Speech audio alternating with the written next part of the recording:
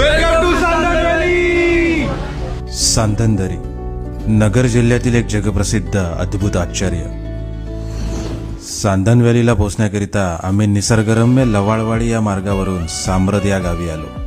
नगर जिल्ह्यातील अकोले तालुका म्हणजे भटक्यांचा स्वर्गच. साम्रद गावातून 10 मिनिटात सांदनदरीला पोहोचता येते. महाराष्ट्राला लाभलेला निसर्गाचा वरदहस्त म्हणजे सह्याद्री आणि या सह्याद्रीच्या कुशीत दडलेली आणि आशिया खंडातील दुसरी सर्वात मोठी दरी अशी ओळख असलेली सांदनदरी. भौगोलिक उलथापालथ झाल्यामुळे जमिनीला पडलेली विशाल भेग आणि त्यामुळे तयार झालेली 200 ते 400 फूट खोल आणि सुमारे 2 किलोमीटर लांब अशी सांदनदरी निसर्गातील एक अनोखं आश्चर्य आहे. दोन्ही बाजूला उंचच उंच कातळ, पाणी आणि अजस्त्र खडकांवरून मार्ग काढत हा 2 किलोमीटरचा थरारक ट्रेक करणं म्हणजे निव्वळ रोमांच.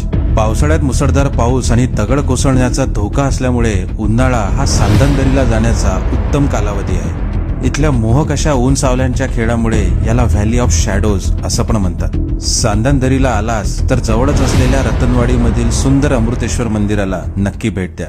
तर आपल्या महाराष्ट्रातील असलेल्या या